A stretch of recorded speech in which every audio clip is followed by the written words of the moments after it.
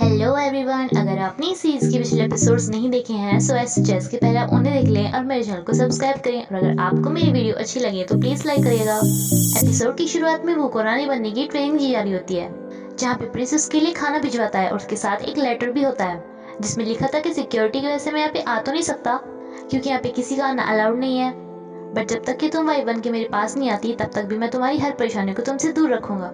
दूसरी तरफ चीफ शमन के पास रानी दोवागर आ जाती हैं, जो कि अपने साथ किसी और को भी लेके आई थी, जिसने रानी दोवागर को वो के पहले कपड़े और उससे रिलेटेड कुछ सामान दिया था, जिन्हें वो शमन को दे देती है उनका इस्तेमाल करने के लिए।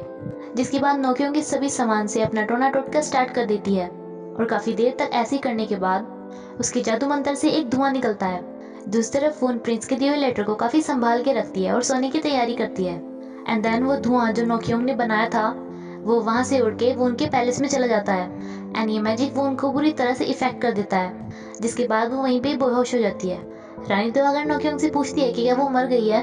नोकियोंग कहती है कि ये मेरे हाथों में नहीं है, अभी वो सिर्फ बीमार हो जाएगी और धीरे धीरे वो मर जाएगी। हमें इस बात के लिए श्योर हो कि वो मर ही जाएगी। रानी कहती है कि तो और भी अच्छा है, अगर वो अचानक से मर जाती तो किसी को शक भी हो जाता। इसके बाद जब रानी बाहर जाती है तो बाहर प्रिंसेस खड़ी होती हैं जो कि काफ़ी डरी हुई होती है, बट ये सब उसकी ही मर्जी से हो रहा था। एंड रानी दोवागर ने उसे लालच दिया था कि वो उसकी शादी हुई उनसे इसके बाद करा देगी, और प्रिंसेस ने ही वो उनसे रिलेटेड सामान ला के दिया था। एंड इसमें भी रानी दोवागर का खुद का ही फायदा था ह्योन को प्रिंसेस से शादी करवाने का, क्योंकि फिर वो अपने पद से हट सकते थे। मेड जब वो उनके महल में एंटर करती हैं तो वो काफ़ी ज़्यादा घबरा जाती हैं वो उनको नीचे लेटा देखकर। एंड जैसे कि महल के ज़्यादातर लोग मिस्टर फिनफेरे के ही साइड थे, उनके चमचे थे, तो वो राजा को फोर्स करने लगते हैं कि उन्हें क्राउन प्रिंसेस किसी और को बना देना चाहिए, क्योंकि चीफ स्कॉलर ने उन्हें धोखा दिया है। उनकी बेटी जिन्हें पहले से ही कोई बीमारी होगी उन्होंने कुछ भी नहीं बताया और प्रिंस के साथ उसकी शादी करवाने के लिए ऑफर दे दिया, बट राजा ये सब मानने को तैयार नहीं थे। तभी बाकी लोग ये भी बोलते हैं कि जो बीमारी वो उनको है वो किसी और को भी इन्फेक्ट कर सकती है, इसलिए उसे महल से बाहर भेज देना चाहिए कहीं दूर, क्योंकि उसकी बीमारी किसी और को भी फैल सकती है। वो उनकी तबीयत काफ़ी ज़्यादा बिगड़ गई थी जिसमें मेड उनकी देखभाल कर रही थी, बट तभी महल के कुछ लोग आ जाते हैं वो उनको लेने के लिए, उसे महल से बाहर कहीं भेजने के लिए, उसके घर भेजने के लिए, जिससे बीमारी किसी और को ना हो। प्रिंस भी सबसे काफ़ी सदमे में होता है और वो उनको मिलने के लिए आता है, बट वहाँ के सैनिक उसका रास्ता रोक लेते हैं। 비켜서지 못하겠느냐? 나의 빈이다! 누구 마음대로 상하로 돌려보낸단 말이야! 비키거라! वे लोग उनको भी लेके आ जाते हैं महल से बाहर करने के लिए, उसे अपने घर भेजने के लिए, जिसमें प्रिंस उसके पास जाना चाहता है, बट कोई उसे उसके पास जाने नहीं देता क्योंकि सबके मुताबिक वो बीमारी किसी और को भी इन्फेक्ट कर सकती थी।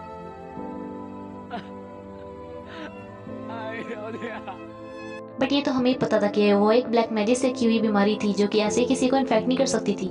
इतना सब कुछ बेकार करने के बावजूद भी मिस्टर फिनफेयर को ये चिंता होती है कि प्रिंस ऐसे ही तो उसे महल से बाहर कहीं ऐसे ही नहीं भेज देंगे, वो ज़रूरी कुछ ना कुछ करेगा। लेकिन रानी दोवागर के पास तो हर चीज़ का प्लान मौजूद होता है। अब रानी भी उसी यूनिवर्सिटी के हेड और स्कॉलर्स की हेल्प लेने वाली थी, जिन्होंने प्रिंस की भी हेल्प की थी राजा के खिलाफ धरना देकर, क्योंकि वो स्कॉलर्स तो सबके लिए इक्वल थे जो अपने राज्य का सिर्फ भला चाहते थे, एंड राज्य में कोई बीमारी फैल जाए ये वो कैसे बर्दाश्त कर सकते थे। एंड मिनिस्टर फिनफेरे के साथ भी तो काफ़ी ज़्यादा लोग थे, इसलिए वो उन्हें भी धरने में शामिल करने का प्लान करता है। अब बस रानी को प्रिंस को संभाल के रखना था, कहीं वो धरने के खिलाफ कुछ ज़्यादा बड़ा ना कर दे जिससे उनके प्लान पे पानी ना फिर जाए। इसलिए वो प्रिंस को बड़े आराम और प्यार से बुला के उन्हें कहती हैं कि तुम्हें उसको भूल जाना चाहिए, बट प्रिंस कहते हैं कि मैं उसे कैसे भूल सकता हूँ जो मेरी वाइफ बनने वाली थी। बट रानी कहती है कि तुम्हें क्या लगता है वो उनकी बीमारी के बाद भी सब उसे महल में ही बैठे रहने देंगे, और तुम ये सोचो कि अगर ये बीमारी गलती से किसी और को फैल गई तो राज्य के सभी लोग राजा का विद्रोह करने लगेंगे, जिसके जिम्मेदार तुम होंगे, और फिर तुम्हारे उस टीचर को भी उसकी पोजीशन पे से हटा के उसे बेदखल कर दिया जाएगा, और वो चीफ स्कॉलर जिसपे तुम्हारे पापा सबसे ज़्यादा ट्रस्ट करते हैं उसको भी सब विद्रोह करके हटवा देंगे, और इस सब के जिम्मेदार तुम होंगे। प्रिंस को ये सब सुन के काफ़ी गुस्सा आ रहा होता है, जिसे रानी भी नोटिस कर रही होती है, इसलिए वो बड़े प्यार से प्रिंस को कहती है कि तुम्हें वो और उसकी फैमिली के लिए ये सब करना ही होगा। दूसरी तरफ वो का पेन बढ़ता ही जा रहा था और डॉक्टर के भी ये समझ में नहीं आता कि ये कैसी बीमारी है, क्योंकि इंटरनल बॉडी में उसे कोई भी परेशानी नहीं थी जिससे डॉक्टर पता लगा सके कि आखिर उसे हुआ क्या है, और इसका इलाज भी किसी डॉक्टर के पास नहीं था। तभी वो को और ज़्यादा ज़ोर ज़ोर से पेन होने लगता है। वो की माँ डॉक्टर से काफ़ी रिक्वेस्ट करती है कुछ ऐसा करने की कि वो ठीक हो जाए। डॉक्टर कहता है कि वो पूरी कोशिश करेगा, लेकिन उसे उम्मीद नहीं है कि ये बच जाएगी। ये सुनते ही वो की माँ को बड़ा गुस्सा आता है, उसका कॉलर पकड़ लेती है, बट फिर जैसे कैसे संभाल के उनसे रिक्वेस्ट करने लगती हैं कि वो कैसे भी करके कुछ भी करके उसे बचा ले। एंड उनका इतना बुरा हाल था कि वो बेहोश ही हो जाती हैं। वो के पापा को भी अपनी बेटी के लिए बहुत ज़्यादा बुरा लग रहा था, क्योंकि वो अपनी बेटी से बहुत ज़्यादा प्यार करते थे। यही सब सोचते हुए घर से बाहर जाते हैं, जहाँ पे नोक्योंग उनसे मिलने के लिए आती है। अब वो एक महल की शमन थी, तो उन्हें समझ में नहीं आ रहा था कि वो आज उनसे मिलने के लिए क्यों आई है। बट नोक्योंग कहती है कि मैजिकल फोर्स है जो तुम्हें और मुझे यहाँ पे एक साथ लेके आया है, एंड चिंता मत करो, मेरे यहाँ पे आने का किसी को भी नहीं पता है, और मैं तुम्हारी बेटी को देखना चाहती हूँ एक बार। वो के डैड को तो अपनी बेटी के लिए ज़्यादा ही बुरा लग रहा था पहले से ही, एंड ऐसे टाइम पे उनकी बेटी को कोई देखने के लिए आया था, वो भी इस टाइम पे जब सब उनकी फैमिली से मिलने से डर रहे थे बीमारी की वजह से। इसलिए वो मना कैसे कर सकते थे और उन्हें लेके आ जाते हैं अंदर, जहाँ पे काफ़ी देर तक वो को देखने के बाद नोक्योंग बताती है कि इसके ऊपर मैजिकल स्पेल किया गया है। बट वो यहाँ पे ये नहीं बताती कि वो आखिर किया किसने था। इस सब पे वो के पापा को बहुत ज़्यादा टेंशन हो जाती है और वो भी ये सब सुन रही थी। दूसरी तरफ मिनिस्टर के चमचे इस बात से काफ़ी ज़्यादा खुश थे कि क्राउन प्रिंसेस बीमार हो गई है, जिसकी वजह से चीफ स्कॉलर भी अपनी पोजीशन से हट सकते हैं और ये यूंग भी, एंड फिर ये उस पोजीशन पे चले जाएंगे। बट इनमें से एक कहता है कि अगर वो बीमार होकर ठीक हो गई तो क्या, बट मिनिस्टर कहता है कि वो जिंदा बच के घर पे नहीं आएगी। एंड इन सब की बातें बाहर खड़ी हुई पोक्योंग भी सुन रही होती है, जिसे सुनकर काफ़ी बुरा लगता है कि उसके पापा किसी को मरवा रहे हैं। इसलिए अपने डैड के आने के बाद उनसे पूछती है कि क्या आप उसे मरवा रहे हो। मिनिस्टर कहता है कि तुम्हें उस पर दया करने की कोई ज़रूरत नहीं है, मैं तुम्हें बता नहीं सकता कि मुझे कितना बुरा लगता था जब सब लोग मुझे राजा का चमचा कहा करते थे और रानी दुआगर का भी, लेकिन अब उसके मौत के बाद जब तुम क्राउन प्रिंसेस बनोगी तो मेरी पोजीशन बढ़ जाएगी, एंड फिर मुझे कोई कुछ नहीं बोल सकता क्योंकि मैं उनका रिलेटिव बन जाऊंगा। एंड तुमने भी तो मुझे कहा था कि तुम पैलेस में रहना चाहती हो, तो अपनी दया वाली फीलिंग को दूर रखो, क्योंकि जब वो मरेगी जब भी तुम्हें वो पोजीशन मिल पाएगी। वो के डैड उसके पास ही बैठे होते हैं और नोक्योंग की बातों को याद करते हैं, जिसने उसे कहा था कि उसके ऊपर मैजिकल स्पेल होने की वजह से उसका दर्द बढ़ता ही चला जाएगा और वो मर ही जाएगी और उसका मरना तय है। वो के डैड ने पूछा भी था कि कोई इसका इलाज नहीं है क्या, ये कि हम किसी तरह से उसका दर्द कम नहीं कर सकते। नोक्योंग ने बोला था कि हम उसका दर्द कम उसे मार के ही कर सकते हैं, उसे एक दवाई देके जिससे वो बिना किसी दर्द के मर जाएगी। वो के डैड इन्हीं बातों को सोचकर काफ़ी ज़्यादा परेशान थी और वो भी उन्हें देख रही थी। एंड फिर सभी धरना देकर बैठ जाते हैं कि उन्हें क्राउन प्रिंसेस को चेंज करके किसी और को क्राउन प्रिंसेस बना देना चाहिए, जिसमें से काफ़ी सारे लोग मिनिस्टर ऑफ इन्फीरियर के ही थे। राजा भी सबसे काफ़ी परेशान थे और प्रिंस को भी इस पर बहुत ज़्यादा गुस्सा आ रहा था। प्रिंस अपने आप पे कंट्रोल नहीं कर पा रहा होता, इसलिए उसे डांटने के लिए वहाँ पे चला जाता है उन सभी लोगों को, जिसपे उसका इनोज उसे किसी तरह रोकता है क्योंकि इससे मामला हाथों में से निकल सकता था। प्रिंस को काफ़ी ज़्यादा गुस्सा आ रहा था मिनिस्टर के ऊपर, क्योंकि उसे पता था कि उन सभी लोगों को मिनिस्टर ने भड़काया है। एंड प्रिंस को अपनी इस हालत पे भी काफ़ी ज़्यादा बुरा लग रहा था, क्योंकि ऐसे टाइम पे जब उसके फियांसे को उसके होम टाउन में भेज दिया था, तब ना तो उसका टीचर यून उसके पास आ सकता था क्योंकि वो वून के घर से था, तो इसलिए उसे महल में आना अलाउड नहीं था, कहीं किसी को बीमारी ना फैल जाए। एंड ऐसे टाइम पे प्रिंस का भाई यांग म्योंग भी उसके साथ नहीं था, जिससे वो कुछ हेल्प मांग पाता और कुछ चीज़ें शेयर करता। एंड प्रिंस को तो इतना भी मालूम नहीं था कि वून आकर रहती कहाँ पे है, उसका होम टाउन कहाँ पे है। एंड तभी उसे याद आता है एंड वो जाता है सीधा अपने मिलिट्री ऑफिसर्स के पास, जिनमें से एक को जाके वो काफ़ी गुस्से वाली आवाज़ में बोलता है कि तुम ही थे ना वो जिसने कल बहुत सारे स्कोर किए थे। वो सैनिक बोल देता है कि मैं तो पहले किया करता था, लेकिन कल तो किसी और ने किए थे। एंड फिर सभी नाम लेते हैं जेमिन का, जो कि प्रिंस को चाहिए था। प्रिंस कहते हैं कि तुम दोनों मेरे साथ चलो, कल तुम दोनों अपोजिट टीम में कुछ ज़्यादा स्कोर कर रहे थे। उनके वहाँ से जाने के बाद बाकी सोल्जर सोचते हैं कि शायद प्रिंस इनसे गुस्सा है कि उन्होंने कल ज़्यादा स्कोर किए उनके खिलाफ। एंड उनमें से एक के प्रिंस कपड़े निकलवा लेता है, जिसे फिर इनुज के कपड़े पहनने पड़ते हैं। नेक्स्ट सीन में जब वो सो के उठती है तो उसे सामने प्रिंस दिखाई देता है, लेकिन वो उसे देख के भी आंखें बंद कर लेती है, जिससे प्रिंस उसे आवाज़ लगाता है और वो कहते हैं कि क्या तुम सच में मेरे सामने हो, मुझे लगा मुझे ऐसे ही दिखाई दे रहे हो।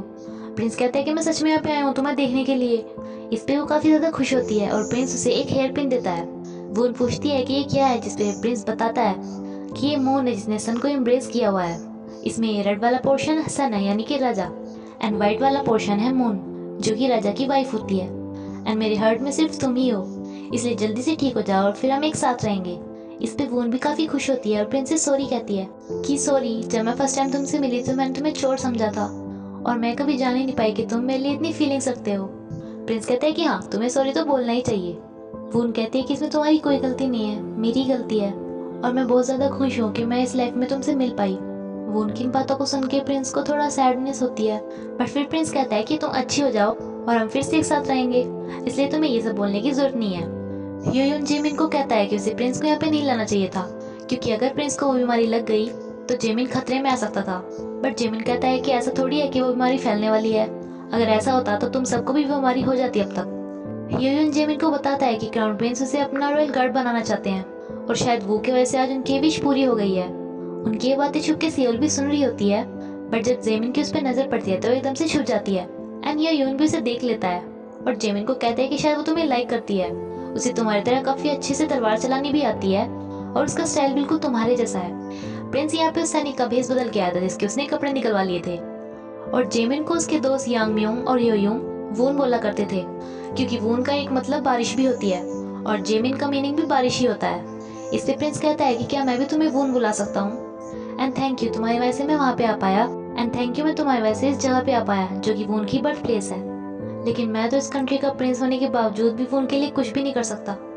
प्रिंस की इन बातों को सुन के जेमिन को भी उसके लिए काफी ज्यादा बुरा लग रहा होता है। दूसरी तरफ याम्यूंग, जो कि कुछ भी नहीं जानता इसके बारे में जो भी महल में हो रहा था, वो अपनी ट्रिप पे होता है जहाँ पे एक मैच चल रहा होता है, एंड वो एक बहुत बड़े खिलाड़ी को फाइट के लिए चैलेंज कर देता है, जिसके साथ वो काफी अच्छे से टक्कर लेता है। बट वो काफी अच्छे से खेल ही रहा था कि उसे अपनी पहले मूवमेंट्स याद आने लगती हैं, वून के साथ उसकी सारी मूवमेंट्स, एंड तब की भी जब ये वून को प्रिंस के साथ देखता था, उसे पता चला था कि वो दोनों प्यार करते हैं। एंड इसके बाद वो कुछ नहीं कर पाता और बहुत ज्यादा पिटाई खाता है। एंड पिटाई खाने के बाद अब वो खाना खा रहा होता है, जहाँ पे कुछ लोग बैठे हुए बात कर रहे होते हैं कि चीफ स्कॉलर की लड़की की रानी बनने के बाद तो शायद कुछ हालत में सुधार भी आ सकता था, बट अब तो मिस्ट ऑफ इन्फीरियर्स के मरने का ही वेट कर रहे हैं कि कब वो मरे और क्राउन प्रिंसेस चेंज हो जाए। इस बात को सुनते ही यांग म्यून उनका कॉलर पकड़ लेता है, उनसे पूछता है कि ऐसा क्यों होने वाला है। एंड जब उसे इस सब के बारे में पता चलता है तो वो सीधा रवाना हो लेता है महल के लिए। ह्योयून के पापा उसे उसके चाचा के घर पे जाने को कहते हैं, लेकिन ह्योयून वहाँ पे नहीं जाना चाहता क्योंकि वो अपने बहन के साथ रहना चाहता था और वो उसे ऐसे टाइम पे छोड़ के कैसे जा सकता था। बट उसके डैड कहते हैं कि तुम्हें भी उसकी बीमारी लग सकती है और अगर तुम्हारे अंदर मेरे लिए इतनी सी भी रिस्पेक्ट है तो तुम वहाँ पे जाओगे। जिसके बाद ह्योयून वहाँ से जाना पड़ता है और सेओल उसे पीछे से छुप के देख रही होती है, जिसे ह्योयून भी देख लेता है एंड उसके पास जाके कहता है कि ह्योयून वो भी सो रही है, इसलिए मैं उसे गुड बाय नहीं कर पाया, बट जब वो उठेगी और उसे मुझे कुछ कहना होगा तो तुम मुझे लेटर लिख देना। बट तुम कैसे लेटर लिखोगी, तुम्हें तो शायद पढ़ना ही नहीं आता। बट सेओल एकदम से कहती है कि मुझे इतना पढ़ना आता है क्योंकि मुझे यंग लेडी यानी कि वो ने पढ़ना सिखाया था। ह्योयून कहता है कि मैं तो ऐसे जा रहा हूँ, लेकिन जब तक मैं नहीं आता तुम उसका ख्याल रखना। ये सुन के सेओल को रोना आ जाता है एंड ह्योयून उसे अपनी बहन की जिम्मेदारी देकर वहाँ से चला जाता है। इस सब के बाद सेओल काफी सैड होकर अंदर जा ही रही होती है कि वो सुनती है कि वो के पापा ने उसे किसी और ओनर को दे दिया है। इस पे सेओल उनके पैरों में गिर जाती है और उनसे पूछती है कि मैंने क्या मिस्टेक कर दी थी जो आप मुझे किसी और को दे रहे हो, मुझे किसी और के घर पे भेज रहे हो। वो के पापा कहते हैं कि जब तुम्हारी यंग लेडी ठीक हो जाएगी तो मैं तुम्हें बुला लूंगा, बट अभी तुम मेरी बात मानो और यहाँ से जाओ। वो के पापा सबको यहाँ से इसलिए भेज रहे थे जिससे कि कोई भी वो का दर्द ना देख पाए, एंड वो सेओल को भी भेज देता है। वो को और भी ज्यादा पेन और तकलीफ होने लगती है, जिससे उसके पापा को बहुत ज्यादा बुरा लग रहा था और उसकी मम्मी बहुत ज्यादा टेंशन में थी एंड उसकी तबीयत इतनी ज्यादा खराब हो गई थी कि उसे खून की उल्टियां लगने लगी थी। ये सब कुछ उसके पापा से देखा नहीं जा रहा था, जिसके बाद वो नोक्योंग के पास जाते हैं एंड जैसे कि उन्हें अपनी बेटी का दर्द देखा नहीं जा रहा था तो वो नोक्योंग से पूछते हैं कि अगर हमने उसे वो सिर्फ दवाई दे दी जिसकी तुम बात कर रही थी तो उसे कोई दर्द तो नहीं होगा ना। नोक्योंग प्रॉमिस करती है कि उसे बिल्कुल भी दर्द नहीं होगा और वो बिना किसी दर्द के मर जाएगी एकदम से। इस सब के बाद नोक्योंग वहाँ से जा तो रही होती है, बट जो कुछ उसने किया था जो करने जा रही थी उसे उसके लिए बहुत ज़्यादा बुरा लगता है क्योंकि उसने वो के पापा को उसे मारने की दवाई दे दी थी। नेक्स्ट डे वो की मम्मी देखती है कि वो के पापा दवाई बना रहे थे, जिन्हें वो कहती भी है कि इसे मैं बना दूंगी, बट वो के पापा कहते हैं कि मुझे अपनी बेटी के लिए कुछ तो करने दो। वो भी लेटी हुई नोक्योंग की बातों को याद कर रही थी कि उसके ऊपर मैजिकल स्पेल किया गया है, जिसके बाद अब वो बच नहीं सकती। तभी वो अपने पापा को देखती है उस दवाई को बनाते हुए, जिसके बारे में उसे भी पता था कि वो दवाई उसके पापा को नोक्योंग ने दी है उसे मारने के लिए, जिससे उसे दर्द और तकलीफ ना हो। इस पे वो को बड़ा रोना आता है और वो बड़ी हिम्मत करके प्रिंस के लिए एक लेटर लिखती है अपनी बच्ची स्ट्रेंथ के साथ। प्रिंस सो रहा होता है तभी वो एकदम से उठ के देखता है कि उसके पास वो थी, जिसे वो बड़ी खुश होकर कहता है कि तुम ठीक हो। वो कहते हैं कि तुम्हें पता है मैंने वो तुम्हें प्लांट क्यों दिया था। प्रिंस कहते हैं कि तुमने मुझे बताया तो था। वो कहते हैं कि उसके पीछे एक छुपा हुआ रीजन है, मैंने तुम्हें प्लांट इसलिए दिया था जिससे तुम क्यूरियस हो जाओ कि इस प्लांट से आखिर क्या निकलेगा और फिर तुम मुझे लेटर लिखो। प्रिंस कहता है कि ऐसा था क्या, मैं तो कभी जान ही नहीं पाया कि तुम स्टार्टिंग से ही मेरे लिए फीलिंग रखती थी। वो कहते हैं कि आप हमेशा हेल्दी रहना। एंड तभी प्रिंस का ये सपना टूट जाता है, जिसके बाद वो एकदम से उस प्लांट को ही देखता है। वो इस लेटर को काफी हिम्मत करके एक जगह पे छुपा देती है और लेट जाती है सोने के लिए। सुबह को जब वो उठती है तो उसके पापा उसके लिए दवाई लेके आते हैं, बट वो अपनी बेटी से कुछ देर और बात करना चाहते थे, जिसपे वो कहते हैं कि ये ना भी गर्म है, इसे ठंडे होने देता हूँ। एंड इसके बाद वो के डैड कहते हैं कि मैं इसके लिए हमेशा सॉरी फील करूंगा, अगर मुझे पहले पता होता तो मैं बिना किसी की फिक्र करे तुम्हें बहुत ज्यादा पढ़ाता और मैं तुम्हें हर वो काम करने देता जो तुम्हें करना चाहती थी, तुम्हें कभी ना रोकता। पर मैं भी कैसी पागलों वाली बातें कर रहा हूँ ना, तुम इसके बाद कर लेना ये सारे काम जब तुम ठीक हो जाओगी। अपने डैड की बातें वो उससे सुन नहीं जा रही थी, इसलिए वो कहते हैं कि आप मुझे दवाई जल्दी दे दीजिए, मैं अब और बीमार नहीं रहना चाहती।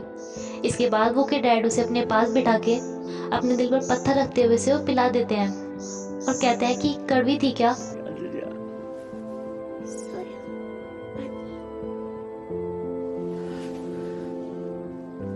एंड फिर कहते हैं कि चलो आज तुम ऐसे ही सो जाओ, ऐसे ही बैठे हुए। तभी वो उस हेयर पिन को देखने लगते हैं जो कि वो ने अपने हाथ में लिया हुआ था। बट वो कहते हैं कि मैं इसे अपने पास ही रख के सोना चाहती हूँ, इसलिए आप मुझसे ना लें और अब मुझे नींद आ रही है, मुझे सोना है। वो उनके डैड उसे सॉरी कहते हैं एंड उन्हें फील होता है कि वो मर गई है, जिसके बाद वो बहुत ज़्यादा रोते हैं। तभी उनकी आवाज़ सुन के उनकी मॉम भी वहाँ पे आ जाती है एंड वो भी बहुत ज़्यादा रोती हैं। ये बात प्रिंस का इनुज भी उन्हें किसी तरह बताता है कि उसकी डेथ बिना किसी पेन के ही हो गई।